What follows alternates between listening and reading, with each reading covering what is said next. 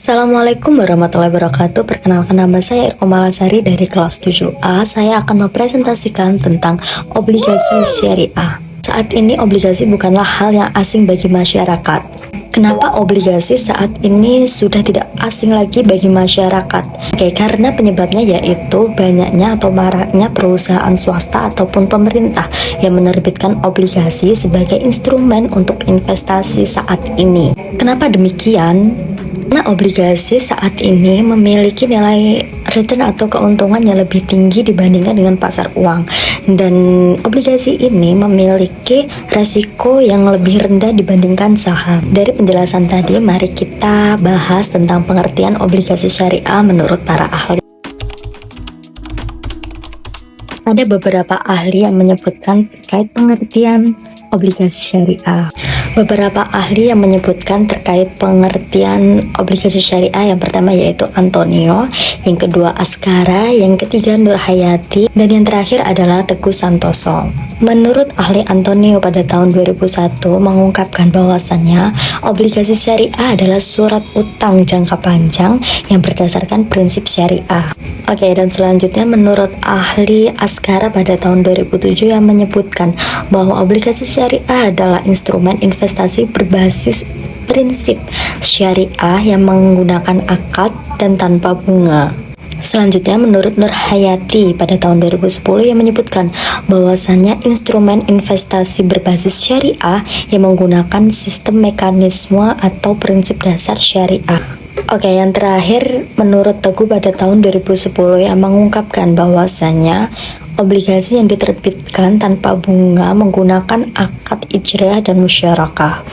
Dari beberapa para ahli tersebut dapat disimpulkan bahwasanya obligasi syariah adalah investasi yang berbasis syariah atau menggunakan prinsip syariah di dalamnya dengan menggunakan margin atau keuntungan fee dari investasi tersebut tanpa menggunakan bunga. Yang kedua terkait dengan landasan dasar obligasi syariah. Kedua, mari kita bahas tentang landasan dasar obligasi syariah. Obligasi syariah tentunya memiliki landasan atau dasar hukum yang kuat dalam mekanisme atau dalam pelaksanaannya. Berikut adalah landasan-landasan obligasi syariah. Adalah landasan Al-Quran. Dijelaskan bahwa Al-Quran tidak bolehnya ada sistem riba dalam suatu investasi, sehingga dalam landasan yang kuat ini, dalam landasan Al-Quran ini, mekanisme atau pelaksanaan obligasi syariah bisa dianggap secara sah. Ada beberapa ayat yang menjelaskan terkait obligasi syariah. Yang pertama ada hadis surat Al-Baqarah ayat 275 yang menjelaskan bahwasannya Allah telah menghalalkan jual beli dan mengharamkan riba.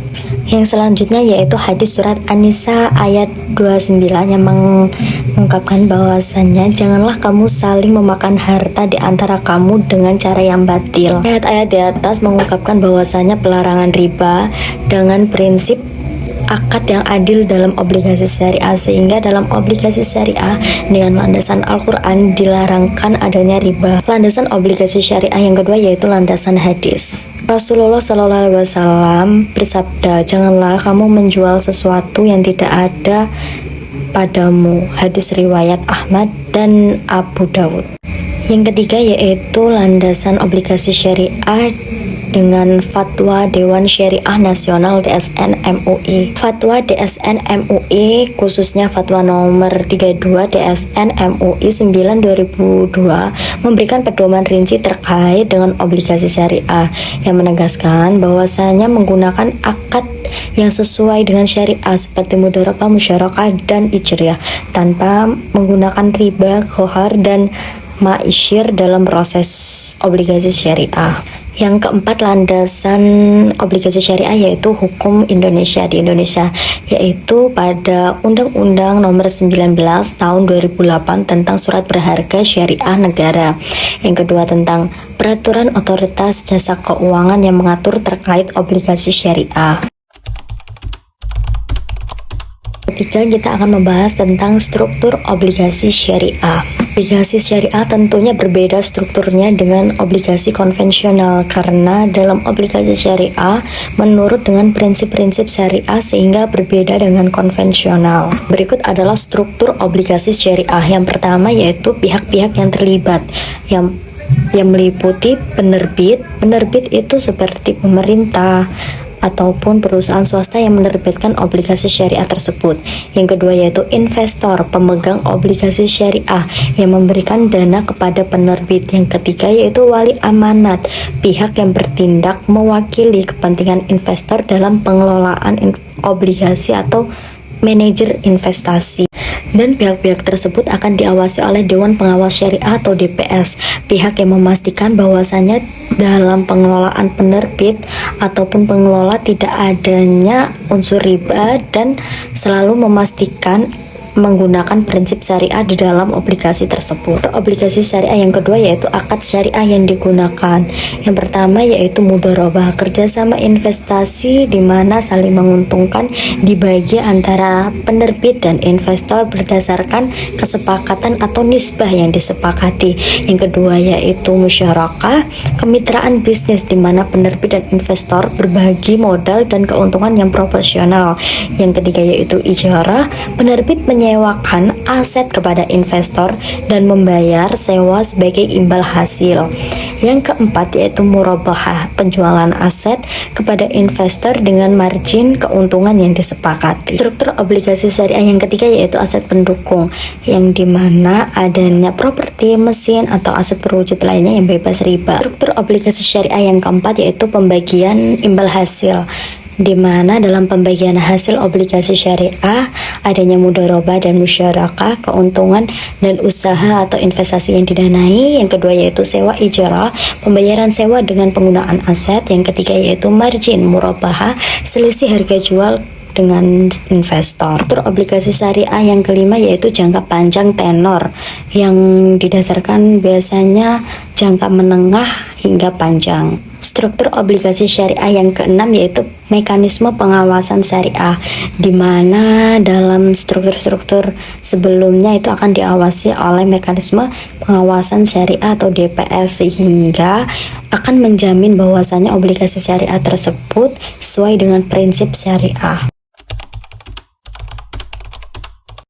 Selanjutnya kita akan membahas terkait akad obligasi syariah. Akad obligasi syariah yang pertama yaitu mudharabah, yang kedua musyarakah, yang ketiga ijarah, yang keempat adalah murabahah.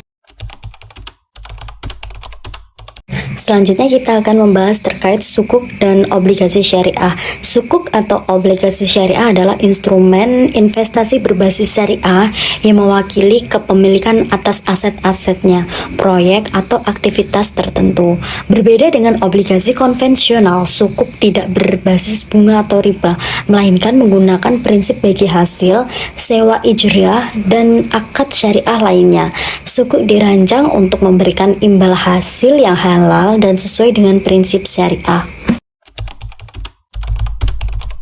Selanjutnya kita akan membahas terkait perbedaan obligasi syariah dan obligasi konvensional. Tentunya berbeda antara obligasi syariah dan obligasi konvensional.